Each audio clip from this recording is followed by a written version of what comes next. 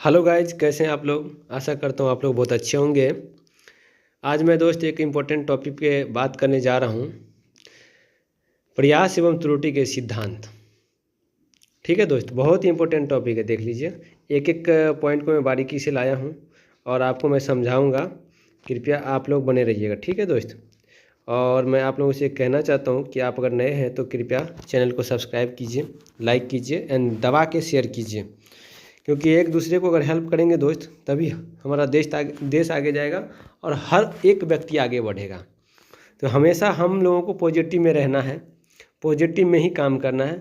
देखिए, कहावत में कर भला तो हो भला, भला कीजिएगा तो आज नहीं कल सबका भला होता है। ठीक है, तो जितना भी मैं पॉइंट डाल रहा हूँ दोस्त देख लीजिएगा। चलिए अब मैं पॉइंट का मैं बात करता हूँ एक बार।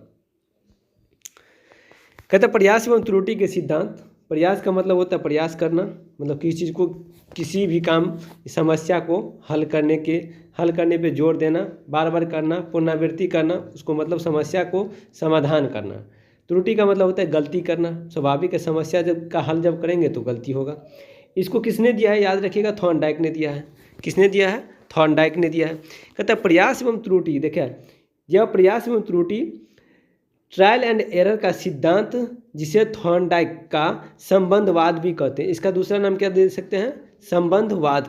कभी पूछ देता है संबंधवाद का सिद्धांत किसने दिया, तो आप कह सकते हैं थॉर्नडाइक ने। या पूछेगा प्रयास एवं त्रुटि के सिद्धांत किसने दिया, तो थॉर्नडाइक ने। ठीक है दोस्त, देखिए आगे की जो पॉइंट है, कहता है बताता है कि सीखना तब होता है जब कोई व्यक्ति किसी समस्या को हल करने के लिए बार बार गलतियां करता है, अंततः सही उत्तर तक पहुंचता है। सही बात है। गलतियां हम कब सीखते हैं? हम तब सीखते हैं जब किसी समस्या को समाधान करने के लिए बार बार प्रयास करते हैं और उसमें जो गलती आती है, उस गलती से हमें जो सीख मिलता है कि आगे कैसे करना है, किस तरह से करना है, किस प्रकार से करेंगे ताकि हमारा समस्या जल्दी हो जाए। तो समस्या को हल करने के दौरान जो हम गलती कर बैठते हैं, उस गलती से जो हम सीखते हैं वही हमारा सबसे परफेक्ट सीखने को मिलता है। और सीखने, वो जो सीख लीजिएगा आप कोई भी फील्ड में, वो सीखने से ये मतलब होता है कि आपके दिमाग में वो सॉल्यूशन पूरा दिमाग में बैठ गया है, मतलब दोबारा आप उस तरह का गलती नहीं कर सकते हैं। ठीक है, अब ऐसा समस्या जब भी आएगा तो आप आसानी से उसको सॉल्व कर सकते हैं। नेक्स्ट पॉइंट में बात करता हूँ दोस्त। कहता है, देखिए, कहता है जिससे उद्दीपन स्टिमुलस और अनुक्रिया रिस्पॉन्स के बीच संबंध बनता है। सही बात है। उद्दीपन का मतलब क्या हुआ? जो एक लक्ष्य है। रिस्पॉन्स का मतलब क्या हुआ? अनुक्रिया।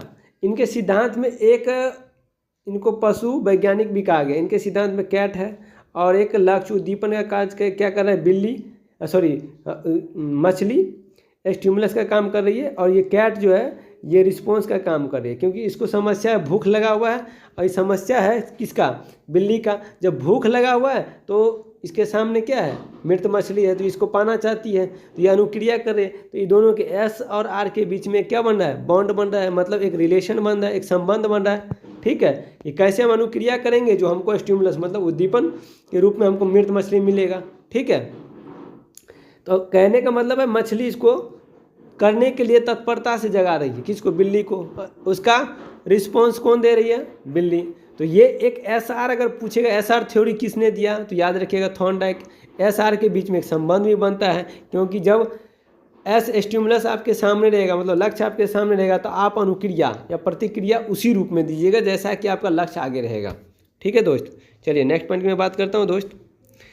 महत्वपूर्ण, देखिए, मुख्य और महत्वपूर्ण बिंदु के बीच में बात करने वाला हूँ। ठीक है, देखिए, पहला है उद्दीपन अनुक्रिया का संबंध, एस आर कनेक्शन।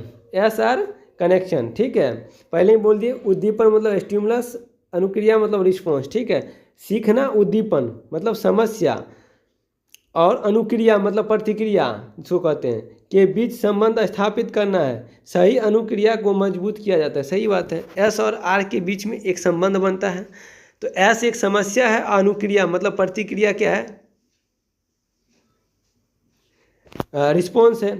तो इसके बीच में जो एक दूसरे के बीच में जो रिलेशन बनता है, स्थापित होता है, कि मतलब हम किस तरह से काम करें, किस तरह से इस समस्या को समाधान करें कि जल्दी से जल्दी हमारा लक्ष्य मिल जाए। मान लीजिए हम सीटेट के लिए, सपोज दैट, मान लीजिए हम 2 बार 3 बार फेल कर गए, सपोज दैट, प्रयास कर रहे हैं, फिर भी हमको पता चल रहा है कि यहाँ गलती हो रहा है, तो वो गलती जो है धीरे धीरे क्या होते जा रहा है, शॉर्ट होते जा रहा है, मतलब कम होते जा रहा है। कम होगा तो एक ना एक दिन हम उस समस्या के समाधान, मतलब अपने सीटेट का जो हमारा क्वालिफाई करना है, जो हमारा टारगेट है, उसको हम पार कर जाएंगे। ठीक है दोस्त, और एक दूसरे के बीच में एक रिलेशन बन जाता है कि कैसे हम समस्या को समाधान करेंगे, ये यहाँ एक सीखने को मिल जाता है। नेक्स्ट पॉइंट में बात करता हूँ दोस्त, धीरे धीरे सीखना।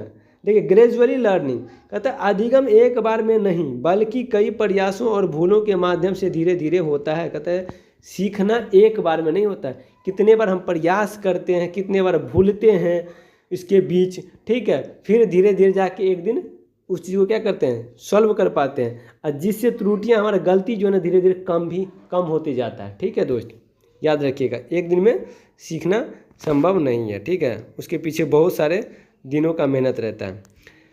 नेक्स्ट पॉइंट की मैं बात करता हूँ, तीसरा नंबर, प्रेरणा की आवश्यकता। हर चीज़ को पाने के लिए आपको एक मोटिवेट होना जरूरी है। जैसे किसी लक्ष्य को प्राप्त करने के लिए प्रेरणा, ठीक है, जैसे बिल्ली का भोजन को, बिल्ली को क्या चाहिए था, भोजन, स्वाभाविक है। मृत मछली तो जरूरी है। जो बाधा बार बार क्या आता था, बॉक्स, जिस बॉक्स में उसको रखा गया था, वो दूर करने के लिए प्रेरित करती है। ठीक है, कहने का मतलब है कि आप किसी चीज़ को पाना चाहते हैं तो वो आप कितने मोटिवेट है इंटरनली उस चीज़ को पाने के लिए, उतने आप जल्दी पाइएगा। जितने कम मोटिवेट होइएगा, जितने कम अभी प्रेरित होइएगा, उतना दूर रहेगा आपका लक्ष्य। ठीक है दोस्त, नेक्स्ट पॉइंट की मैं बात करता हूँ दोस्त, 4 नंबर, देखिए तत्परता, अभ्यास और प्रभाव के नियम। ये थॉर्नडाइक के 3 मुख्य नियम हैं।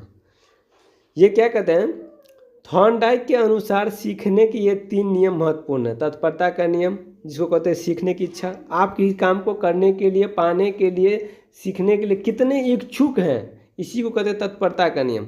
अभ्यास का नियम, दोहराना, किसी कार्य को बार बार दोहराने की प्रक्रिया को अभ्यास का नियम कहलाया जा रहा है। ठीक है, कहलाते हैं।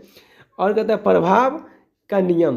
प्रभाव का नियम ये होता है कि आप उसमें संतुष्ट भी हो सकते हैं और असंतोष भी हो सकते हैं। कहने का मतलब आप जितना बेहतर प्रयास कीजिएगा उतना संतुष्टि मिलेगा, जितना कम प्रयास कीजिएगा उतना असंतुष्टि मिलेगा। ठीक है, ये पॉजिटिव और निगेटिव दोनों रूप में काम करता है। ठीक है दोस्त, तो ये था हमारा आज का पूरा थ्योरी, प्रयास एवं त्रुटि के सिद्धांत का महत्वपूर्ण बिंदु में लाया था। अगर आप नए हैं तो दोस्त प्लीज़ इसको लाइक, सब्सक्राइब एंड शेयर कीजिए, चैनल को सपोर्ट कीजिए। आप लोगों के सपोर्ट से ही कोई आगे बढ़ता है, कोई अपने आप तो आगे नहीं बढ़ा है। जीरो से कोई हीरो हुआ है दोस्त, जीरो से ही हीरो हुआ है, एकाएक हीरो नहीं हुआ है।